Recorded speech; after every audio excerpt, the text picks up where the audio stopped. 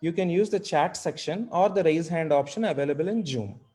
Please mute yourself when a speaker is speaking on the stage. Rule number 3, please refrain yourselves from speaking about sex, religion, or politics. Having said that, whatever we do in Toastmasters, we align it to the mission statement of Toastmasters International, which is empower members to become efficient communicators and leaders. And also, as I said, this is a District 98 initiative. We also align to District 98 mission, which is create new clubs and help all clubs to achieve excellence. Without any much ado, let me introduce you to the moderator for today's session. He is an avid speaker, a district champion, and also he's serving into our District 98 as Division C Director. Please welcome Division C Director and moderator for today's session, Toastmaster Sanjay. Over to you, Sanjay. Check. Am I clearly audible and visible? Yes, you are. All right. Thank you so much, Toastmaster Krishnakanth, or as people fondly call you, KK. Firstly, thank you for putting me on, giving me the title of a district champion, though I'm not one. I've been a district finalist, and nevertheless, it feels great. I hope to be there someday. Good evening, ladies and gentlemen.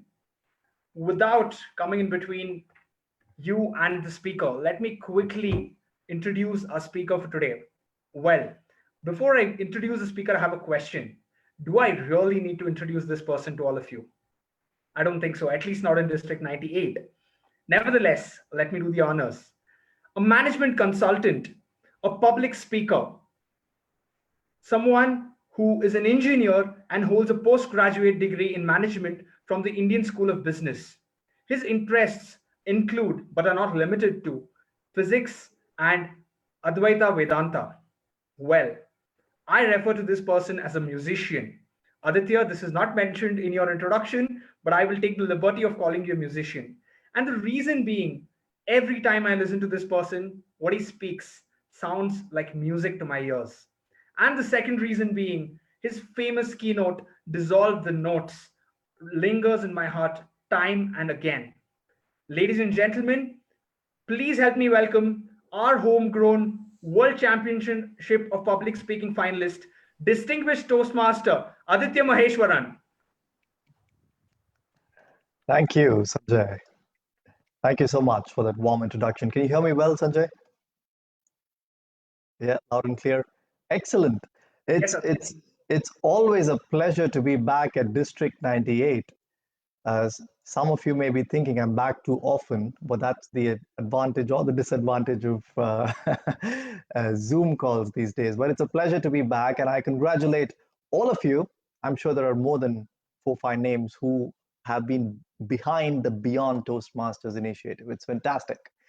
As one of our early presidents said, you join Toastmasters not to become better at Toastmasters. You join Toastmasters to become better outside of Toastmasters. And some of us, somewhere in our journey, may miss that plot a little. So this initiative turns us back to our true north, which is we all join Toastmasters to become better, not just within Toastmasters. We all join Toastmasters that one day, remember, 2 years ago or 5 years ago, for some of you 10 years ago, you walked into your first Toastmaster meeting, not to really become an area director. You never knew what that was. Not to become a club speaking champion. No, you didn't know what that was. You walked into a Toastmaster meeting because your manager had given you feedback that you can influence your clients on client calls better. Or you joined Toastmasters because you wanted to widen your circle, your network. You joined Toastmasters because you wanted to be with like-minded people like yourselves. So you join Toastmasters not necessarily to become better at it. You join Toastmasters to grasp and learn and leverage those skills to become better outside of it in the real world. And that's a true north we need to constantly remind ourselves. Otherwise, we end up getting caught in the small pool and then end up getting used to swim there. So it's lovely to be here, and that's why Beyond Toastmasters, when I was invited, I just couldn't say no to this, because Toastmasters is actually all about Beyond Toastmasters. There is nothing called Toastmasters if there is nothing beyond it, because this is a platform for us to get better outside of it. Now, I've been asked to relay, replay, reminisce my own journey in leadership. And then we're going to move into a long session of questions and answers. And that's what I'm most thrilled about, because taking questions is something that is the place where I can give back most to the hundreds of you who are joining the call. But before that, my quick journey. My first 6.5 years in Toastmasters was all about leadership. I was a club officer, then a district officer. I'm talking about 2005 to 2011, 2012, before I moved out of Chennai. Then I moved to district, so I couldn't continue my district leadership track. Then I moved on to competitions. But my first 6-7 years was all about leadership in Toastmasters. But that was also the time when I joined Toastmasters as a 19-year-old, and the only club in that entire district, which was one big district, India and Sri Lanka, at that point in time, the only club in my state, Tamil Nadu at that time, was Chennai Toastmasters Club. And the average age of members at Chennai Toastmasters was 45 at that point in time. And thanks to all of you, we brought the average age down. I was one of the pioneers to do that. But now the average age of Toastmasters in India must be 27, 28. So average age was 45. And here I was, a 19-year-old, being pushed into Toastmasters by my father for reasons known only to him. And I joined the club because there seemed to be something that hooked me onto the club. But 2 years later, I was still 21 and the average age was 45. I don't know for what reasons, probably bad reasons, but I was made the president of the club. And that was my first leadership challenge in life. Till then, my Sunday evenings was playing cricket in the ground, a busy ground called Somasundaram ground in T Nagar, Chennai. And these were grounds, I'm sure, like in your cities, the batting stump of one team was the bowling stump of another team, because there was such a small ground with 200 kids playing cricket in that ground. And suddenly here I had to sacrifice that and be a president of a Toastmasters club with people twice or thrice my age as people who reported into me in my executive committee, as well as members. Now, that was a leadership challenge, not because being a Toastmasters president is a larger than life role. It was a leadership challenge because if I had met some of these members outside on the road, I would have probably called them auntie and uncle, right? In our culture, somebody of 50 years old, a 19-year-old will call hello. And here I was the president having to take decisions, sometimes not that friendly to them. I remember times when there was this 55-year-old man and 55-year-old woman who didn't get along with each other in the club, and they escalated matters to me, the 20-year-old. And they said, Aditya, this man's gone beyond his brief. So you have to call your executive committee meeting and expel him out of the club. I was like, okay.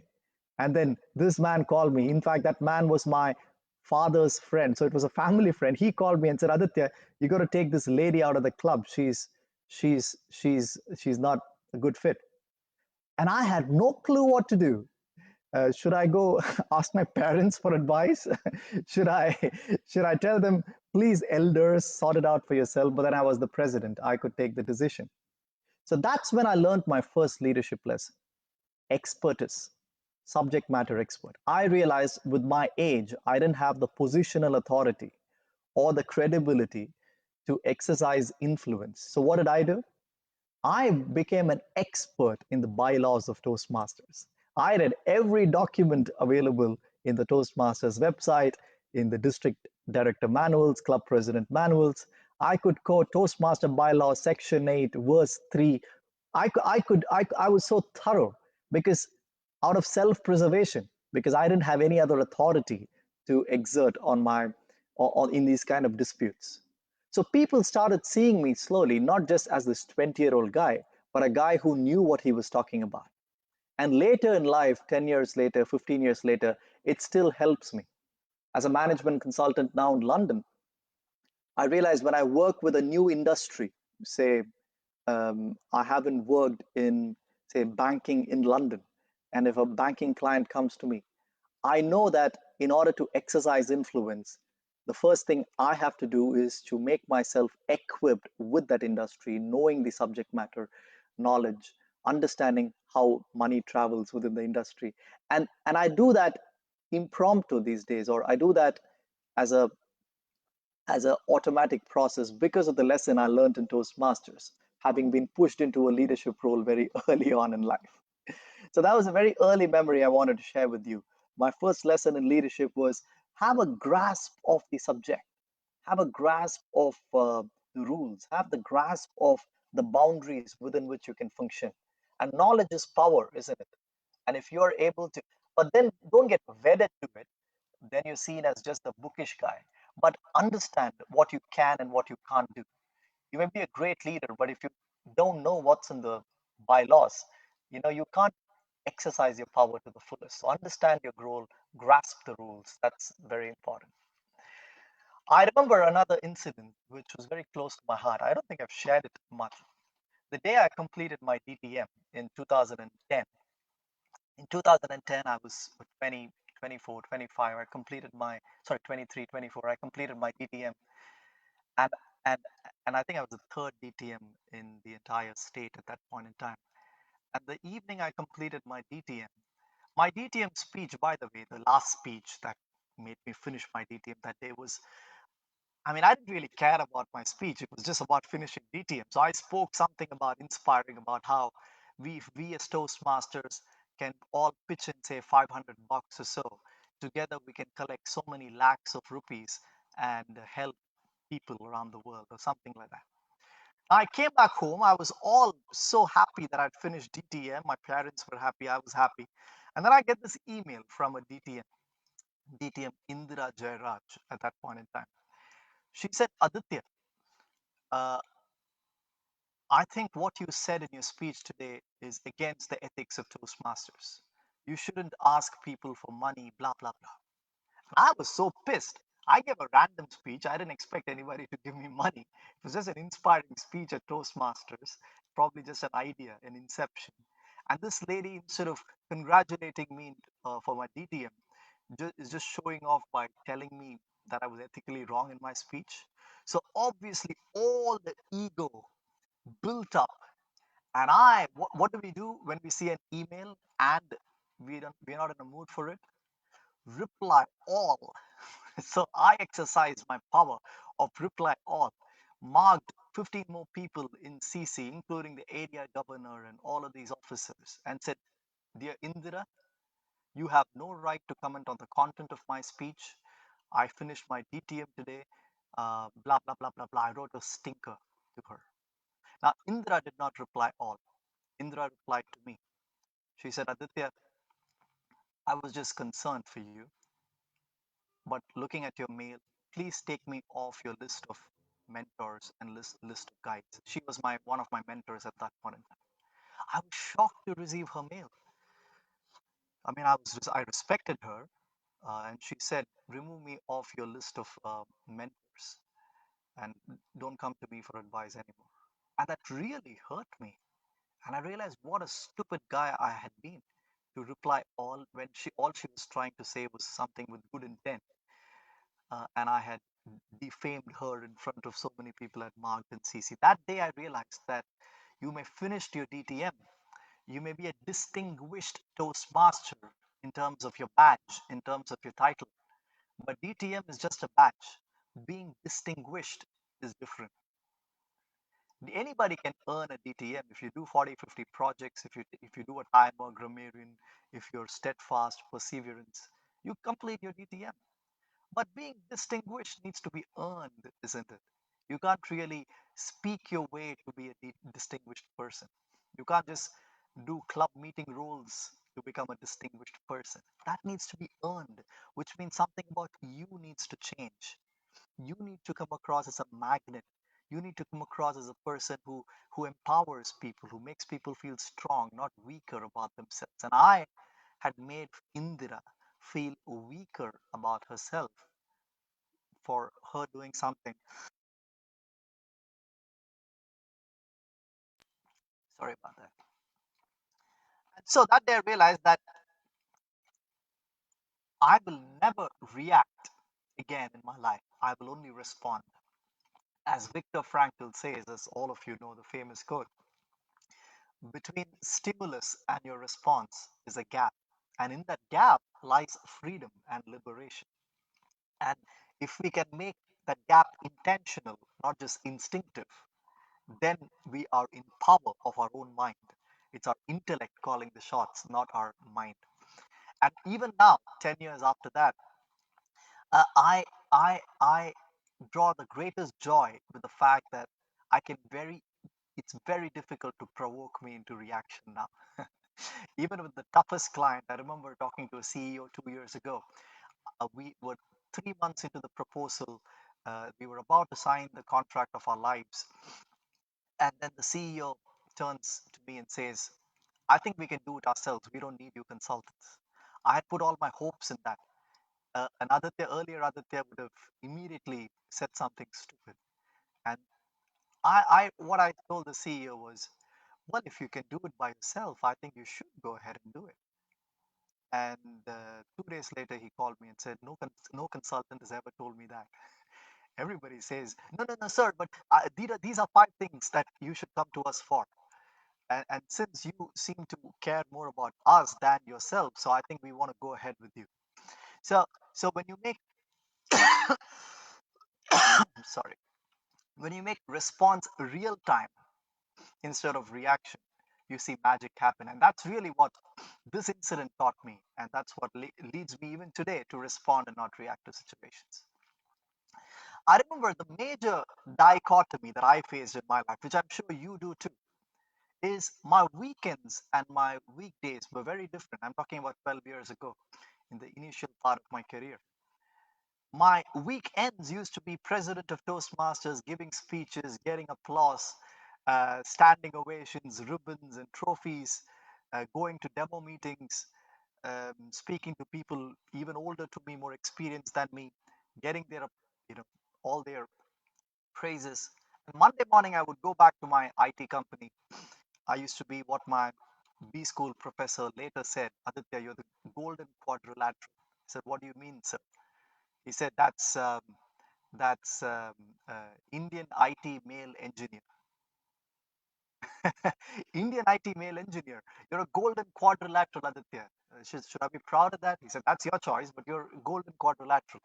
So, so I, so I, at that point in time in 2008 and 9, I was feeling this constant dichotomy. On one Monday morning, I had to go back to Cognizant. I was working in Cognizant to a coding job. I wasn't even good in coding. I mean, so I wasn't even passionate about it. I would never get the best coder award for sure, even in Cognizant. But that it was my job. And weekends were so different. I loved my experience in Toastmasters. I was around the time I got an opportunity to work with Rotary, work with TEDx. But my weekdays was back to, it was just so different, as if I was living two different lives. Have you felt that? I'm sure a lot of you are feeling that now, aren't you? Because most of the emails and calls that I receive these days from Toastmasters, especially, is exactly about that. Aditya, I just feel so much myself when I'm on stage, when I'm doing this. But my profession is not deriving much of that from me. How do I bridge this gap? How do I remove this dichotomy? How do I live a life which is more non-contradictory, which is more swadharmic, which is myself? I faced that a lot till a point where I couldn't sleep well because I so wanted to do more of what I did in the weekend and so wanted to do less of what I did in the weekend. But what do I do? Indian IT male engineer. Don't have too many options, do I? So the skills I learned in Toastmasters helped me again. I wrote a mail, and I'm not advising this to any of you, so don't quote me on this, but I wrote an email to the president of Cognizant Technology Solutions. There's already a 1.2 lakh company then. I wrote a mail to the president saying, this is what I'm good at. This is what I'm doing now. How do I bridge this gap? I would love to contribute more. At that point, I realized, friends, that People at the very bottom of the pyramid in an organization and at the very top are wonderful people. It's these mid managers who think they are senior management and limit your opportunities. If you are a mid manager, you may be doing that too. So the president of Cognizant replied to me within 2 hours saying, Aditya, I appreciate that you've reached out to me. Why don't you come meet me? I work in this branch of Cognizant. I was like, ooh, wow. So I went and met her without my manager's knowledge. And she said, tell me, Aditya, what are you talking about? And I said, ma'am, I took my DTM plaque, I remember, to her because I just complete. I said, ma'am, this is all that I've done. This is what I'm doing, but I just don't feel that I'm contributing enough to Cognizant. And so she just typed an email to the person who reported to her, who was heading the strategic marketing group at Cognizant. She said, here's this bright young talent. He seems to be really confident, talking well. He knows what he wants. Why don't you check him out? Then I told, ma'am, but I haven't told my manager that I sent this mail. She said, what? So then she said, okay, I'll take care of it. You go meet him. He's right here in the next room. So I met that guy. He said, Aditya, we hire only MBAs for strategic marketing. You're a non-MBA, but this lady, this president has recommended you. So I'm going to put you through the same rounds of interview that we would put a freshly minted MBA. Now, if you do well, I'm okay to take you to our group, even though you don't have an MBA. But if you don't do well, don't go back to her and complain that you like speaking, blah blah blah. You go back to coding. Is that a game? Are you game for that? I said, okay, I'm game for that. But can I tell my manager first? He said, yeah, that's fine. You you come back next week and we will have those interviews. So that's where my Toastmaster skills came in. I was put through 3 rounds of interviews. Of course, I read up on strategy and marketing, but what got me into that group was my skills at Toastmasters. You see, the beauty about the skills learned in Toastmasters is that you don't see difference in 2 days. You don't see difference in 5 days. It's like looking at the mirror. You look at the mirror every day. Do you ever realize that you've grown up? No. You look the same to you because you look at it too often. Somebody else seeing you after 2 years may tell you, oh, you seem so different than what you were 2 years ago. And that's how your skills at Toastmasters come out. You don't realize that you become a better speaker, you speak the same, but somebody else can make the difference and you differentiate yourself from your peers pretty well.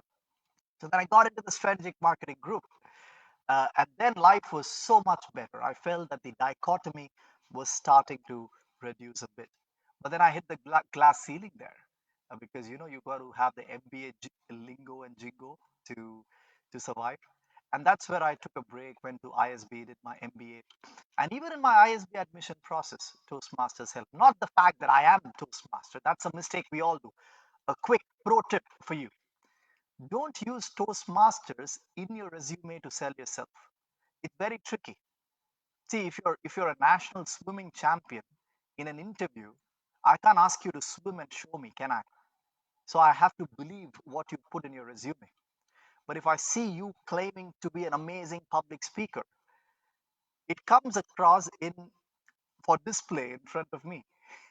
And if I see you as an average speaker in front of me, but you're calling Toastmasters in your resume, it doesn't sell much. So the fact that you're a Toastmaster needs to come out in in the conduct of your display, rather than the display of your conduct. So and got into ISB. Then that was another big choice I had to make. I got on campus. I was placed in a good job, a kind of a product management kind of job. Great job, aspirational job. But then I had a choice to make. I know by this point in time, Toastmasters and my life had led me to a point where I was closer to living a non contradictory life. I was closer to moving towards my swadharma, which is my natural inclinations. What am I naturally good at? Can I do more of? Because I learned that in order to be a good leader, in order to be a good person, it's so much more easier if you operate in a field where you're naturally good at, where there is a calling for you naturally. Sachin felt that at the age of 3 when he held the bat, that famous picture of Tendulkar. Federer, I'm sure, feels that each time he holds a tennis bat. It's not a chore, it's not a work. They would do that even if they were not paid. By chance, they became billionaires. So similarly, each of us feel that energy at some vocation or some work in our lives, don't we? I felt that I was starting to feel that more and more in my life than I did in my IT job. So I didn't want to, I didn't want to, in harsh words, prostitute myself for good pay. So I said no to that job, and I graduated out of ISB jobless. I didn't have a job, and I had a loan of 18 lakhs at that time. It was still a very big amount, I'm sure even today, but I didn't have a job. The reason is during ISB, I realized that I had three areas of passion, what I call the three vertices of a triangle. A triangle's vertex, three vertices. And I wanted to sit right inside that as a sweet spot. And I said, whatever job doesn't give me that, I'm not going to do that. Right? Arrogance of youth, I guess. Now I may, I may be different. The vertex one was how organizations made money, the flow of the dollar bill. I love that because I love learning that in my MBA. So I said, I want to work not just as a coach, or I want to work in the heart of business. Two, the second vertex was people. I've always been fascinated about the human mind, people, why some leaders lead better than other leaders. What is the resistance in our own personality that stops us, that makes it difficult for our own self to be the person we want to be? It's such a question, isn't it? We want to be a certain person, but we ourselves find it difficult to be that person. Well, if your mother wants you to be something and you find it difficult, then it's okay. But you want to be disciplined, but still you aren't able to be disciplined. Now that's a paradox, isn't it? So I was fascinated about what about the human mind creates that resistance, what we call our own personality and temperaments, that's that stops us from being who we want to be. That's the second vertex. The third vertex was public speaking, of course, influencing and public speaking. So I was going and finding which profession would make me sit between business, leadership, and public speaking. And that's when one of my, long story short, I joined an organization that I thought was between these three vertices. And even after 8 years now, 8, 9 years now, 8 years, I still continue in the same organization in London now. But I do a lot of things outside of that. So around 20-30% of work I do is outside of that organization too, in terms of public speaking and stuff. So that was another lesson that I learned. You are at your natural best when you find your swadharma, when you find your natural inclination. But you need to persevere and persist till you find a career or find a hobby that allows you to display that. It's very tempting. If I had taken that job on campus at ISB, nobody would have blamed me, would they? They would have said, "Hey, you did the right job." But you need to persist. A gold cast video on Facebook of people rags to riches. It's not some other person's story. It can be your story.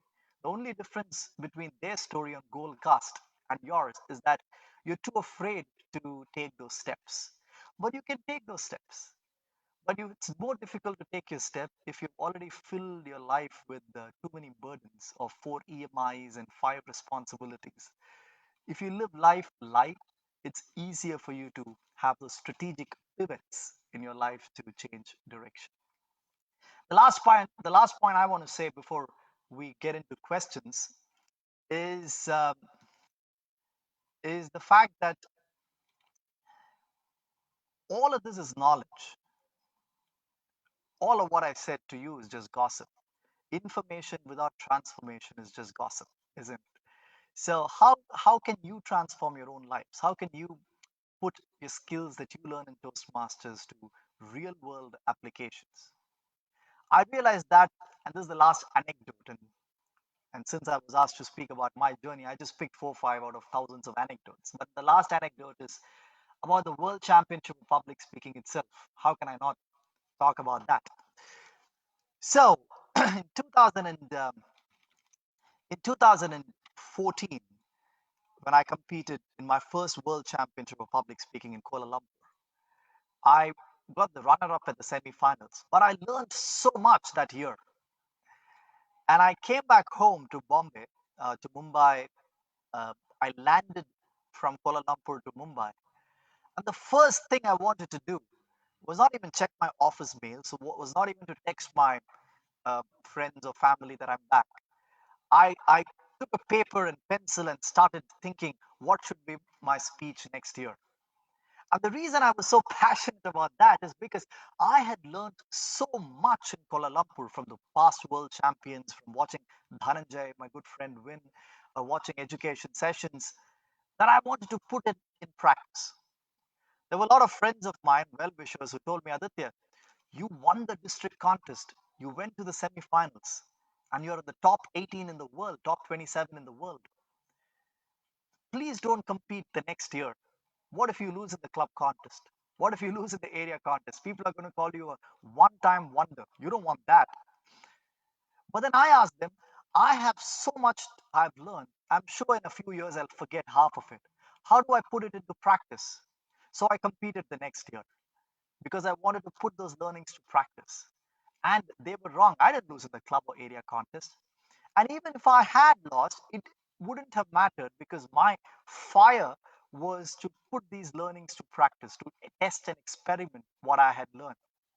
And next year, voila, I did win the semifinals. I went to the finals at the beautiful Caesars Palace in Las Vegas, and I won world number 2.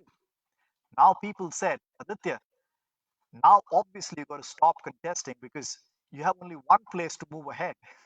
You're either the winner or anything else is same or worse. But I said, no, where will I put the new learnings to practice? So I came back in 2017, went all the way to Vancouver, went to the finals, but this time I didn't place. But to me, I didn't feel sad at all. You can ask people who were there. That's because for me, it was all about a platform to put things in practice. So to conclude, I have learned that when you approach any activity with a question of what can I learn from this, there is so much more excitement that just winning or losing becomes very passe. It becomes a little boring. It's like average people want to win and lose. Legends want to learn. You feel that excitement. If you want to win and lose, hey, come on, you're average. If you want to learn from the experience, you are a legend. But you can feel that excitement about learning only if you are in a field which comes naturally to you, which elicits that natural childlike excitement in you. If I were to do the same thing in the World Championship of Guitar competitions or World Championship of Acoustics, I probably would be very, very bored because that does not come naturally to me. So it may not be public speaking for you. Just because you're in Toastmasters, it doesn't need to be public speaking for you. But whatever is your theater of action, as Dr. APJ Abdul Kalam would call it, the theater of action you want to play in, choose that, have a learning mindset, and ask yourself, are you becoming a better person? Because if you become a better person, a better leader in you is a natural byproduct. Let me pause now. I can keep going till kingdom come, but I want to pause and spend the next 20, 25 minutes or so that we have on questions and answers. And feel free to ask me questions from across dimensions. I'm okay to take anything. Over to you, Sanjay. Thank you so much, Aditya. Before we have the question and answers, can we have a wonderful or a thunderous round of applause? Well, Aditya, I hope you can hear the thunder all the way from India, though we're all in Zoom. All right. So moving on to the question and answers, I'd like to start with this, Aditya. So there is one misconception, or rather, I don't know if it's true or not. A lot of us find that leadership in Toastmasters is very different from leadership, say, in the corporate world. So how do you really, strike a balance between the two, and what difference do you see between both these worlds and as a leader? Well, the primary difference, which is pretty obvious, is influencing with and without authority, isn't it? So in Toastmasters, you need to you need to you need to influence even though the other person has no obligation to listen to you. In organizations, you need to influence, but there is a natural motivation on the other side because of their bonus that they need to get, or their incentives, or their ESOPs, or just their salary. So there is a bonus in my organization for me to behave well and go to office every day. There is no bonus for me to be a good executive committee member under my president unless I feel like being one. In leadership research in the organization that I was part of, we talk about this word called discretionary energy, which says that as a leader, your primary job is to create conditions where your team is able to unleash energy out of their own discretion. They make a choice that they want to do something. And you can never make them do that, but you can create conditions where the team wants to do something on their own. That's how movements are created, isn't it? A Black Lives Matters movement cannot be orchestrated saying in 2020 April we're going to start a movement. No, movements just happen. It's like you never know which TikTok video is going to go viral. You make 100 videos, one video goes viral, it becomes a big movement. Similarly, movements start like that. Black Lives Matters cannot be orchestrated. It just happens when the conditions are right and ripe. Similarly, if you want to create a movement for your own club, if you want to have a war cry and make Toastmasters permeate through your organization, as a leader, you create conditions that facilitates the eager want in people, where people feel self-directed. And to end this, I'm reminded of an article that I read in The Economist, which is one magazine which I still continue to read. I've stopped reading most of it though. And this was an old article, probably 4 years ago, where uh, an employee, a staff member of the White House, had just retired after serving 6 presidents or 5 presidents, right from the Reagan era to the Bush Senior to Bill Clinton to Bush Junior to President Obama and then Trump. And she retired 3 years ago, and she was asked, what's the difference between each of these bosses that you had, the President of the United States? She said, when I entered a meeting with Obama, I would come out of the meeting thinking that I am the President of the United States. I feel powerful enough to take the decision. And she said, each time I enter a meeting with Trump, I come out having reaffirmed that he is the President of the United States, that I'm doing it for him, right? Now, this is not about who is better, Trump or Obama. That's different. This is about that subtle feeling that that leader left in her. And that's more important in Toastmasters because the member can just stop doing things if they don't feel self-directed. So that's the main difference between leadership at Toastmasters and organizations. Right. Thank you, Aditya. Now, we often come across this saying a good leader is a good reader. Would you like to share some tips to members from your experience and how reading has helped you enhance your leadership journey? Yeah, so I'm going to say something very controversial here. So forgive me in advance, all of you, all 140 of you. Well, reading is very important, of course, but reading alone doesn't deliver. Wisdom comprises of 3 parts. In Sanskrit, it's called Shravanam, Mananam, Nididhyasana. In English, it's knowing, understanding, and then becoming, right? So, of course, unless you know, you can't understand. You can only understand what you gather as knowledge, as information, and you can only become what you have understood. So, in that sense, knowledge is important. But a lot of us spend too much of time, money, and effort in just gathering knowledge. I had a friend called Rob here who invited me to his house to show off his collection of self help books. He said, Aditya, I've reached 250. I said, what 250? He said, I bought 250 self help books. So he said, I'm a better leader. No, it doesn't work that way, isn't it? Because how much of that 250 has translated to understanding? You probably need one book for that all your life. That's enough. but the more you've extracted out of that knowledge your own independent conviction on the subject, which is called understanding, then how much of that has permeated your own personality, the cracks and the resistance that I was talking about, and offered change inside out in you, then it delivers as a better leader. You see, if you really have to be calm in the face of a storm as a leader, in the pandemic, in the COVID-19 crisis, knowing you should be calm is not important, because you can't be calm if that's your personality. Being calm is important, not knowing that you should be calm, isn't it? Like, knowing that you should not get angry is fine, but it doesn't deliver. Not getting angry is what delivers. So the first step, of course, is reading, watching videos, watching TED Talks, or watching books, reading books. But then it's a personal journey where it translates to how much you understand and how much you've become.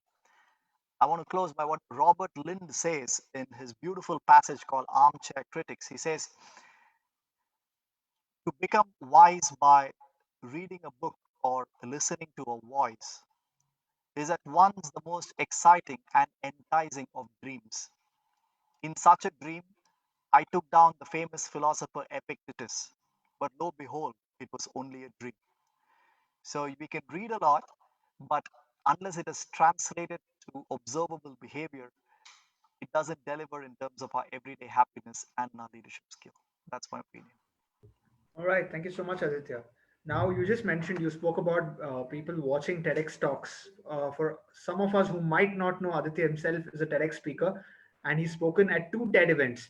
So, Aditya, again, because we're talking about Beyond Toastmasters, how do you think your journey from Toastmasters to a TEDx speaker? What are the learnings that you would like to share with us? Right. So, firstly, I'm not too proud of my TED speeches. Meaning, my first TEDx talks was in 2011. Um, it was in Chennai. My second TEDx speak was in Qatar, in the Middle East, in 2018. Um, uh, some of the best speeches I've delivered um, are outside of the TEDx realm, or even outside of Toastmasters, probably at work and probably with some clients. That's where I'm fully myself. Um, but my TEDx journey was interesting.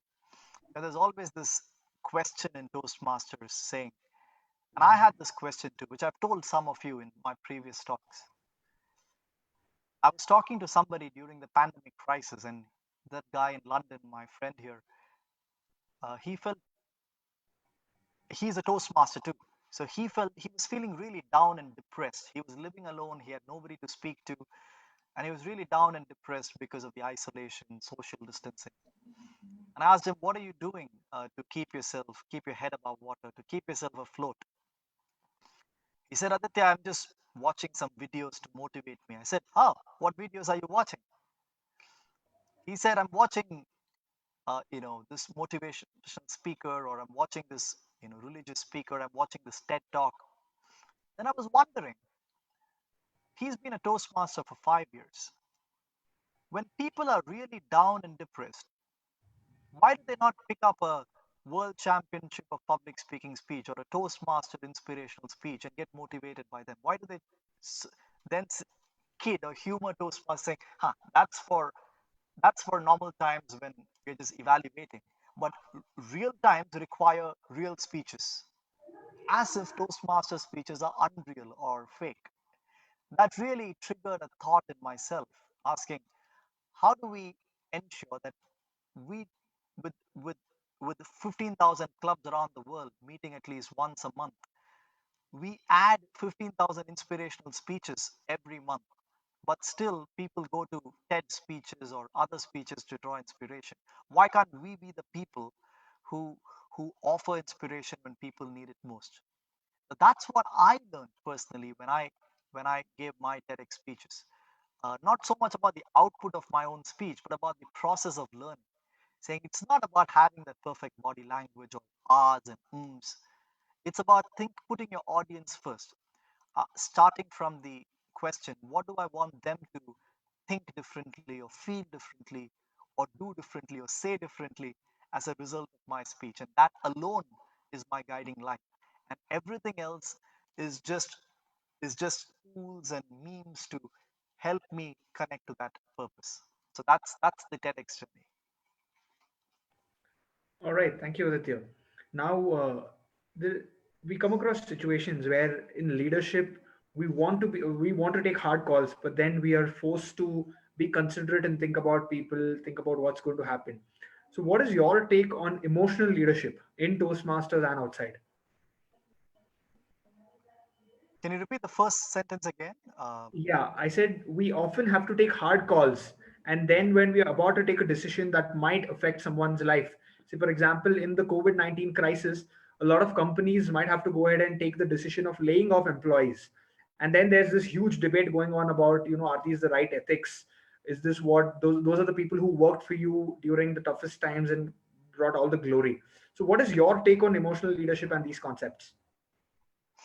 Yeah, there's this famous verse in Sanskrit which says Satyam bruyat, Priyam bruyat, na bruyat Satyam apriyam. It says two things are important in communication. One is Satyam, which is truth. Number two is Priyam, which is love. It's beautiful, isn't it? So the sloka continues, but it means don't don't don't exercise loving words if it's not the truth. Don't exercise the truth if it's going to be pricking the other people like a needle. Both are important, but not at the expense of each other. So if you were to speak with love, speak the truth. If you were to speak the truth, speak with love. Just like an example of what I mentioned of that White House example.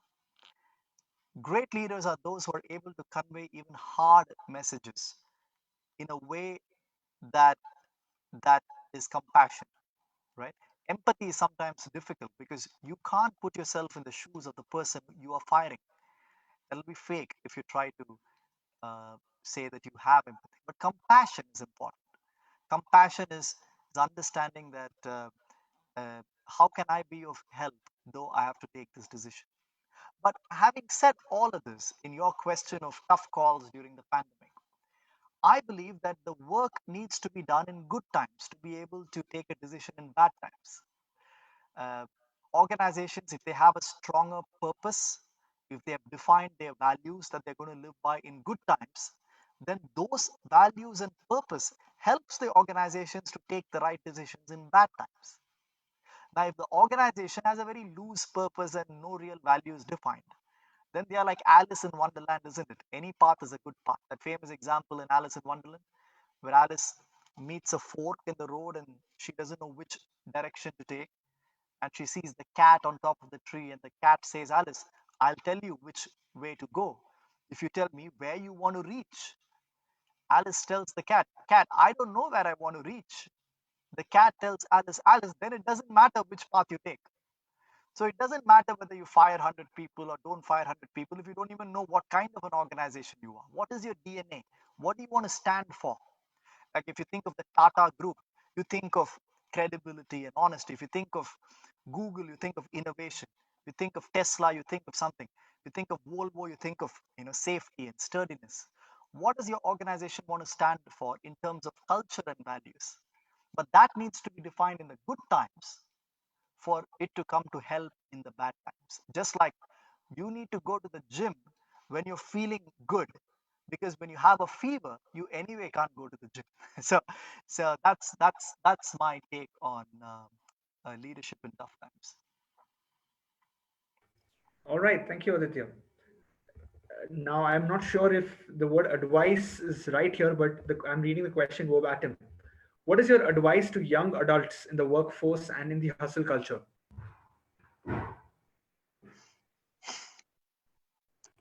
See, I would only say that I'll take a larger stance on things and say that I'm going to be very provocative. Provocative only because, you know, uh, I'm not going to meet you in person after saying this. I'm in London. Uh, so all all of mind's distress is because of our own ego. But that's very provocative, because at the sight of it, it seems like it's the world that provocates us. At the intuitively, it feels that provocation comes from outside. But Buddha says something interesting. Buddha says there are two arrows that pierce us all the time. Arrow number one is objective suffering, which is suffering that happens for everybody, which means the pandemic and COVID-19 is something that's true for all of us, isn't it? Suffering, the arrow two, he says, is the suffering that your mind interprets, which means for one person, there's a greater sense of isolation and depression because of COVID-19. For another person, there is a lesser sense of isolation and he can go on for 6 months. The first person can't do it for more than 15 days. So Buddha says the second arrow is the arrow of ego. That's the arrow of your own personality, isn't it? How you interpret situations. All of philosophy and spirituality and meditation, all of that tries to work on the second arrow. It says if you remove the second arrow, there is no suffering left. Still, the first arrow may be true. You may still have a famine or an accident or COVID-19, but your mind doesn't interpret that as suffering. So for young people in the workforce, there is so much more stimulus today that activates our ego, that puts us in the center of the universe, thinking my boss is, why should this happen to me? Or it's because of my boss that my life is average. No, it's because of your own second arrow that your life is average. Changing our perspectives on life changes our experience on life.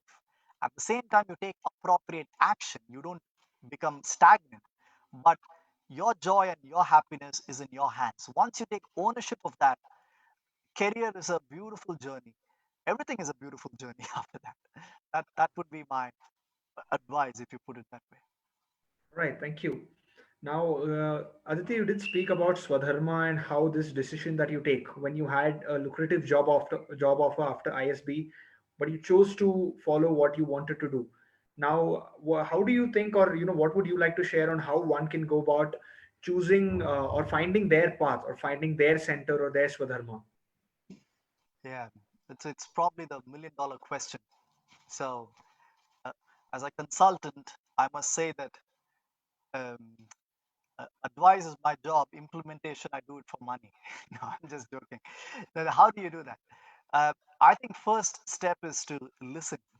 Listen not to others, but listen to what times of the day or what activities in a week uh, excites you the most. So some of you, it could just be your work itself. That's fantastic. Uh, but if you find that something else excites you most, ask yourself how much time, percentage of time, am I spending on that? Most probably it will be very less. And ask yourself, how do you expand that to fill up as much time? It need not become your profession, but you want to cultivate more of it in your life, in your weekends, in your evenings, in your mornings, in your spare time, free time. Switch your hobbies to make it speak to your swadharma. Over time, then you will come to a stage where you take a call. Is there a profession available where I can make it full time or not? So much before I made this tough choice that you were talking about, I had already permeated my life with things that I'm passionate about. I was always passionate about philosophy. So even as an engineering student, I used to attend lectures on comparative religion, parallel mythology, philosophy of the West, philosophy of the East. I used to read so many books. So not because I consciously wanted to, because I just allowed my passion to permeate my life. Just permeate. It's like how philosophers define love, isn't it? For love to be true, love should permeate you and reach everything around you. You can't love a person, a tree. You are love and it kind of permeates. Similarly, if your passion is true, your passion will radiate around you in concentric circles and touch everything that that that it meets.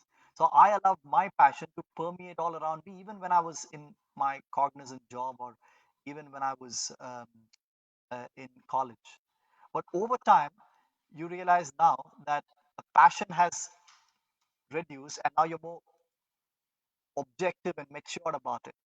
then you start thinking, how can you integrate some of that with your own profession? And that's the journey I spoke about with the triangle and all of that. I'm sure you can strike the right balance where you integrate your passion with with with your core work, which is your job. All right, thank you, Aditya. Now, one last question. Again, I am, some of us must have heard this. Once a Toastmaster, forever a Toastmaster. Now, you've been a Toastmaster for a very long time, and needless to say, you've accomplished several feats in leadership, in communication, as a management consultant today.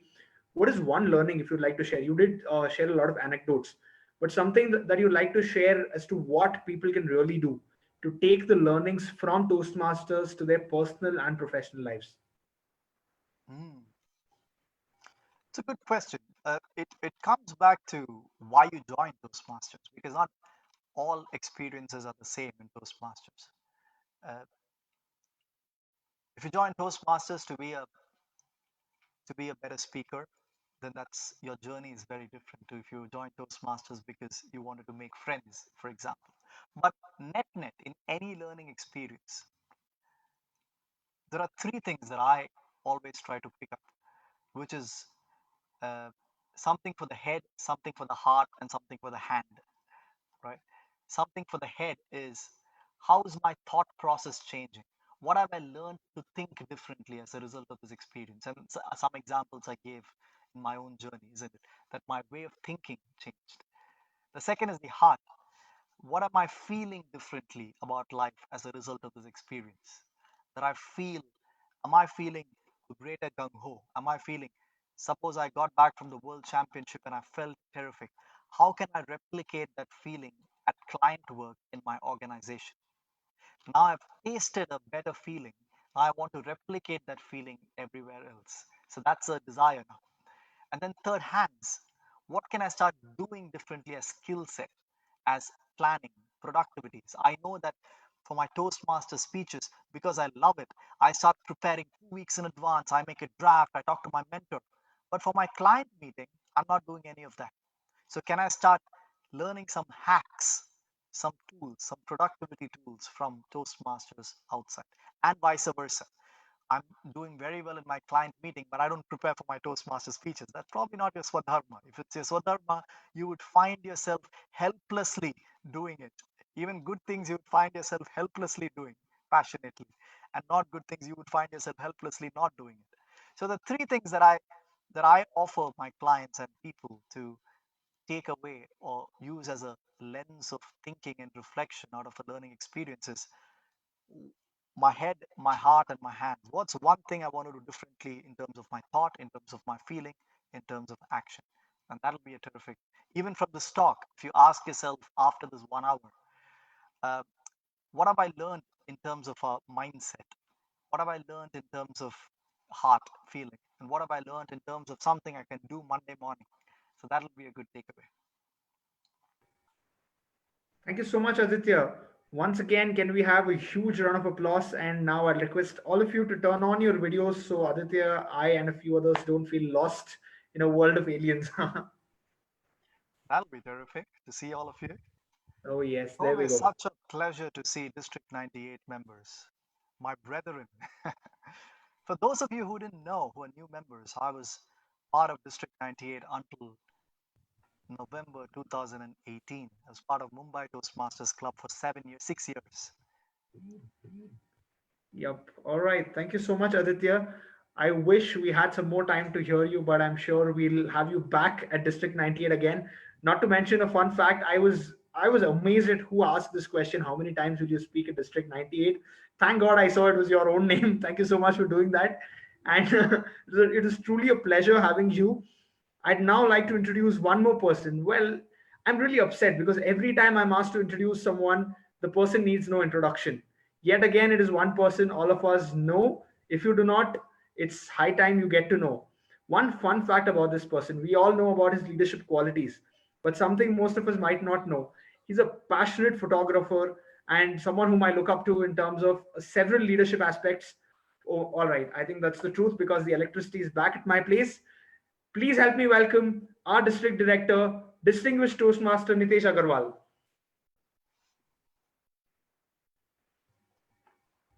Thank you so much, Sanjay, for that warm welcome. I'm so elated to see every one of you join this wonderful session by Aditya, and I can't thank enough Aditya for taking time out and speaking so relevantly in this world that is going to be the new normal and how Toastmasters membership can add value. Since the pandemic began, the only thing that I'm hearing from the clubs is members do not see value for Toastmasters anymore. Why? Because they are not able to meet physically, they are not able to see the audience, they are not able to practice stage movement, body language, voice modulation. And I was surprised. Why would that be? Because Toastmasters focuses on two aspects. One is communication, and the other is leadership. And it still holds true in this world as well, where you're communicating like I'm doing with you now. If I'm not able to get my message across, it won't help anyone. Likewise, in your work, when you're interacting with your colleagues, it has become more challenging to get your points across because they are not in the room to understand your emotions, the tone that you're using. And for most of us, we keep our video switched off. We are not able to read human behavior. It has become more important in this world that we pick up skills to communicate effectively. The other thing is, I, being a leader in my organization, need to manage team and lead them effectively with influence. If I'm not able to communicate well and not able to pick up skills to lead a team remotely, I won't be as effective and I would hit a glass ceiling. Aditya shared very important insights from his Toastmaster journey that it cannot be just something on your resume. You can't mention, I mean, you just can't write Toastmasters and tell the world, all right, I'm an accomplished communicator and a leader. It has to show. And you have to practice. And the platform where you practice is a Toastmasters club, be it physically meeting club or a club that is online. You will always learn how to communicate and how to lead. District 98 leaders felt very strongly in this matter, and they came up with this idea of hosting this series of talks by accomplished people who can share insights that how Toastmasters can help beyond the club. The skills that you pick up, if you start applying and practicing, the success that it will bring. And like Aditya rightly said, you need to create movements and conditions for yourself for success. And you all learn that at Toastmasters. This is where I end, and I would like to thank Aditya again for sharing and enlightening us with wonderful experiences from his life and always holding the District 98 flag high, making us proud. I still remember meeting him at one of the division conferences in Pune. So it's always lovely to hear him and see him.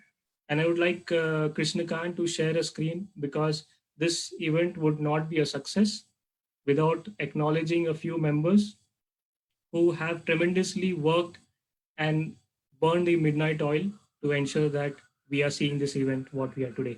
So I would like to acknowledge and I would like request everyone to applaud for them as well. Cyril Thomas, Alpha Mary, Lalini, Akhilesh, Ajay, Manish, and Srilata for ensuring that this event is successful and it serves its purpose for everyone. Thank you for coming. And before leaving, I would like everyone to remind to be safe. Sorry, I would like to remind you to stay safe and stay indoors. And before you log out of the session, please switch on your video so that we can quickly get a photo. I would request the Zoom master to help us with some snaps that we can proudly promote on social media. Thank you so much for coming, and I look forward to seeing you in future talks. Zoom master, over to you. Yeah, can anyone, I mean, all of you, please switch on your videos. Yes. So we are on screen one. Still, I see. Yes. Thank you. Just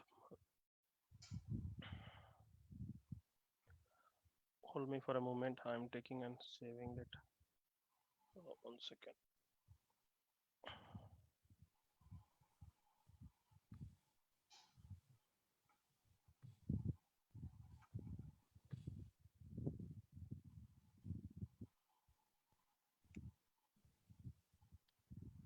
Going to page two. I still see a couple of people not switching on the videos. I request again to everyone to switch on your video for 1 more minute. There we have the last screen. Yes.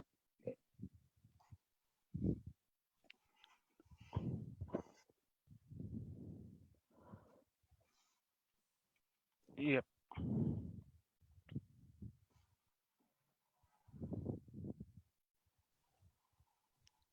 Thanks everyone. I've taken the. Thank you all. Now you can switch it off.